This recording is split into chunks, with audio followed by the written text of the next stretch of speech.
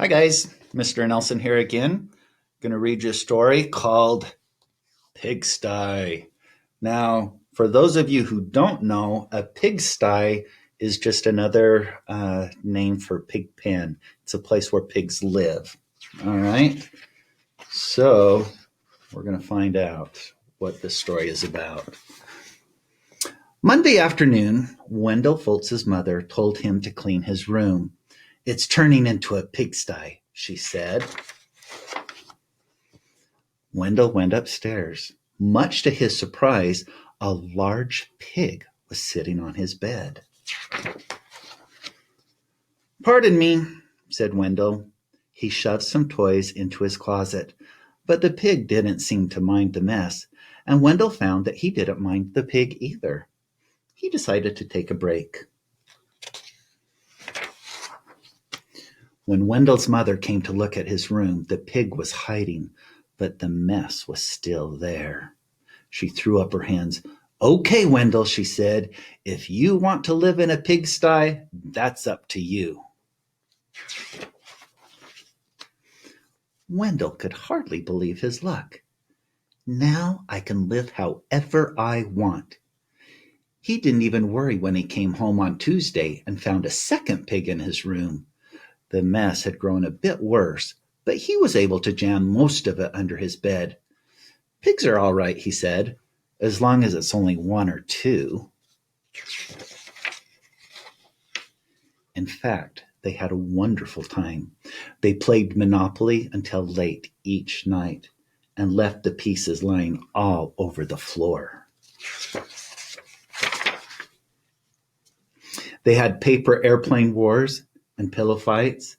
The bed became a trampoline. Ooh. If this was my house, my kids would be in trouble. Then 2 more pigs showed up. The mess just grew and grew. That night, when Wendell went to bed, the pigs were lying everywhere. They rolled up in his blankets and hogged his pillows, too. Wendell told himself he didn't mind, but then he found hoof prints on his comic books. And Friday, when he got home from school, he saw that someone had been sitting on his basketball, and his baseball cards were chewed. That does it, said Wendell. I've had enough. He ran downstairs to tell his mother. Sorry, she said, but your room is your responsibility. She handed him a broom. Wendell started to complain. The mess was too huge. But suddenly he remembered a saying he'd heard, that many hooves make light work. He marched upstairs and organized a cleaning crew. Look at the look on the pigs' faces. They swept and scoured, polished and scrubbed. Later that afternoon, Wendell inspected his room and pronounced it clean.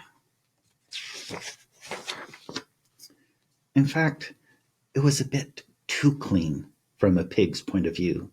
So while Wendell inspected, the pigs prepared to go home. One of them made a phone call, and a farm truck came to pick them up. They hugged and grunted and oinked goodbye. From that day on, Wendell kept his room clean, except for those nights when his friends came by to play Monopoly. So I bet your parents are always telling you to clean your room. Better do it because you don't want it to turn into a pigsty, right?